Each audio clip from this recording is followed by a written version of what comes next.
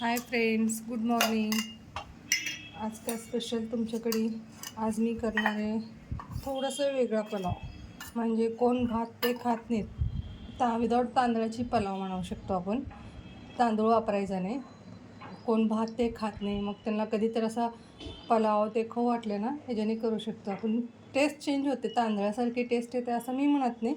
खरंच छान लागते. कधी तर एखादा असं भात खाणार नाही, त्यांचं काही लोकांचे नियम ते असते, मग त्यावेळ असा पलाव ह्याच्याने करून घेतलं तर चालते. आणि ते आहे भगर.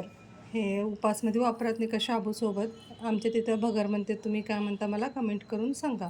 हे भगर असतात ना, ह्याला स्वच्छ दोनदा धुवून घ्यायचं. मग ह्याला काय असं करायचं मी सांगते तुम्हाला. म्हणजे असा भगर फक्त उपासमध्येच वापर होते असं नाही. उपास केले तरच भगर खावं असं काही नाही. कुणाला भातचे नियम असलं, भात खाणार नाही, भात चालत नाही असं वाटलं ना, असा भगरची पलाव करून खाऊ शकते. आणि याला आता करायचं तुम्हाला सांगते. तेल घालून घ्या कढाईत. ते मी पहिला भगर धुवून ठेवल्या. हे सगळं होईपर्यंत थोडंसं मुरायला पाहिजे, ते म्हणजे छान होते. मसाला बगर करू शकतात, नाहीतर दही बगर करू शकतो. दही बगर पण छान लागते, उन्हाळ्याची थंड खायला छान वाटते ते. त्याचं पण रेसिपी मी टाकते थोड्या दिवसांनी. आता तेल थोडं गरम व्हायला ठेवले.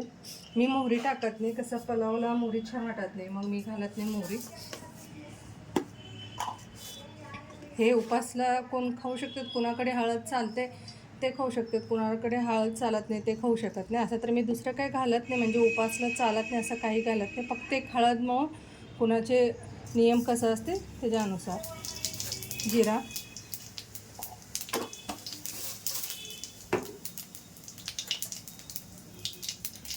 हिंग, आणि पलावासाठी आम्ही वापरतो ते दालचिना,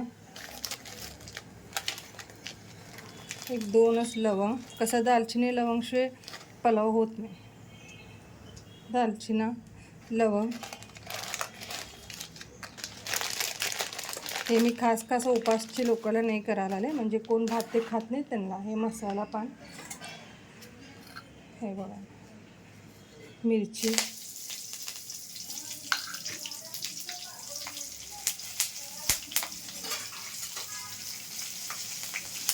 तुम्ही असं म्हणू नका परत की ह्यानी उपासाला हे सगळं चालते म्हणते का, असं मी म्हणतच नाही. कोण भात खात नाही त्यांना असं ऑप्शनल मी सांगायला आले. की लगे कमेंट येते, भातात उपासात तुम्ही हळद खाता का, हे चालते का, ते चालते का. तसं काय नाही. हे बटाटा आणि हे सगळंच उपासाचंच आहे. फक्त मी ह्याच्यात चेंज म्हणजे तुम्हाला सांगितले, हळद थोडंसं, ते कसं पलाव वाटासाठी. जर उपासाला पाहिजे तर ऑप्शनल हळद काढून तुम्ही असं पण करून खाल्लेलं खूप छान लागते. बाकी काय लागत नाही. शेंगा आमटी करा, काय पण असं त्याच्यासोबत एक्स्ट्रा काय लागणार नाही. तूप घालून असंच खाऊ शकता तुम्ही. छान थोडासा मसाल्याची फ्लेवर होईपर्यंत भाजून घ्या.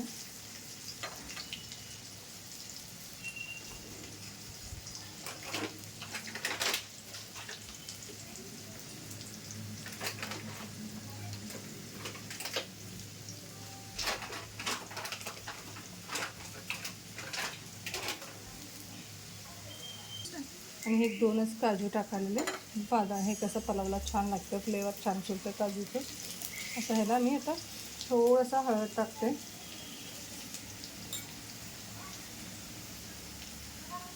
छानपैकी असं मसाल्याची वास सुटायला ना, मस्त असं पलावचं फ्लेवर येते.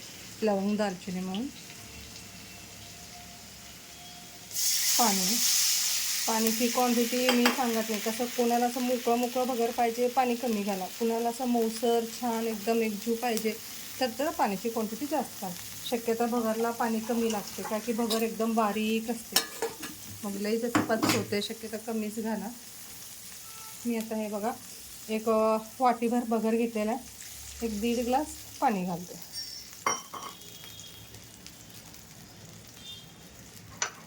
आणि थोडंसं मीठ.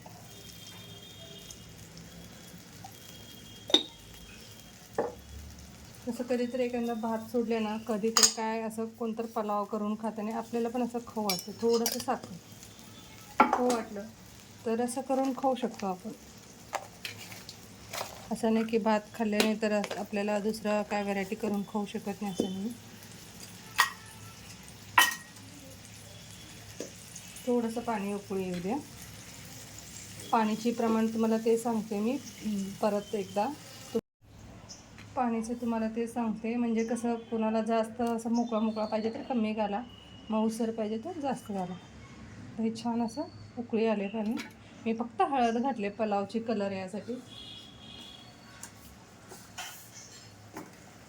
हळद उपासात चालत नाही हे मला पण माहिती आहे. पाणी छान उकळायला आले. आता आम्ही भिजून ठेवलेले हे भगर आहे ना त्याच्यात घालू.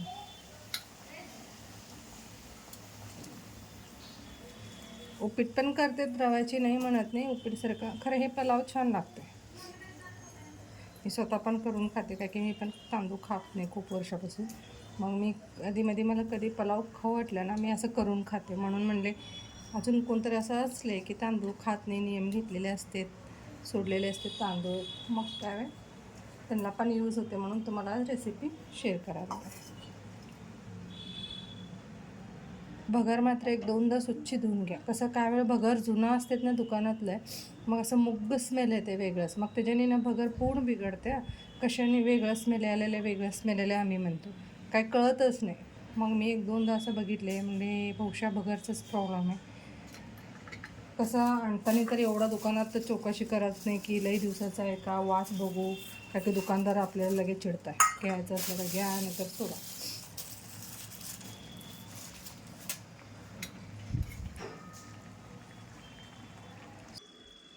हे बघा फ्रेंड्स, थोडं वापायला ठेवले त्याला. त्याचं ताट झाकून थोडं वापायला ठेवा, 1 ते 15 मिनिट.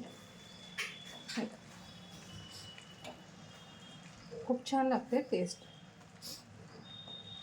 बगर तर असं उपासात करते, हे विदाऊट उपासची बगर. मला आज बरं नाही, धसा बसले.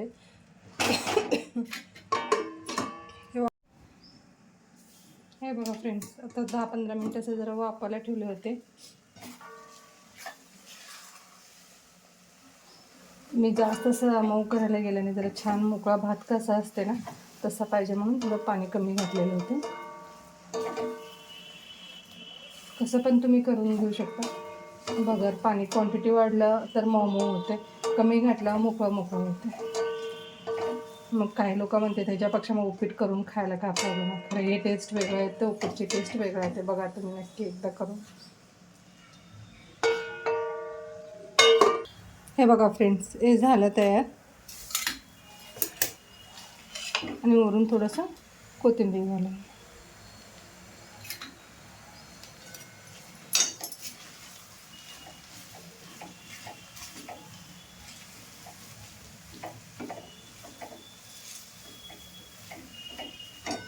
मस्त लागतं. तुम्ही पण एकदा ट्राय करा आणि मला कमेंट करून सांगा. आणि चॅनलमध्ये जर आवडत असेल तर रेसिपी चॅनलला सबस्क्राईब करा जर आवडत असेल तर रेसिपी. तर काहीतरी वेगळं करून दाखवले ना छान वाटतं. आहे तसंच तेच भाज्या आमट्या म्हणले तर नको वाटतं. म्हणून म्हणले आज मी स्वतःला करून घेत असते कधी कधी बगरचं पुलाव. आज तुम्हाला मी तेच रेसिपी शेअर करायला. तुम्ही कसं करतो, जर काय नियम असले तर काय चेंजेस करता, वेगळं काय करून घेता, मला कमेंट करून सांगा. हे बघा,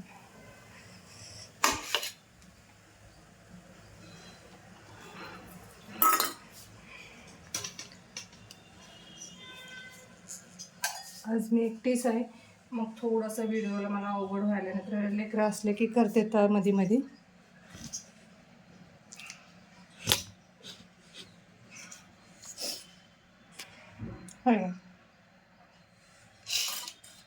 छान लागते गरम गरम. ह्याच्यावर तूप ते घालून खाल्ले ना खूप छान लागते. ह्याच्यावर तूप घालायचं राहिलं घालते, मी दाखवते थांबा. हे बघा फ्रेंड्स, वर जरा तूप घालून खाल्ले ना मस्त लागते टेस्ट. तुम्ही पण करून बघा आणि आवडलं असेल तर चॅनलला सबस्क्राईब करा. थँक्यू.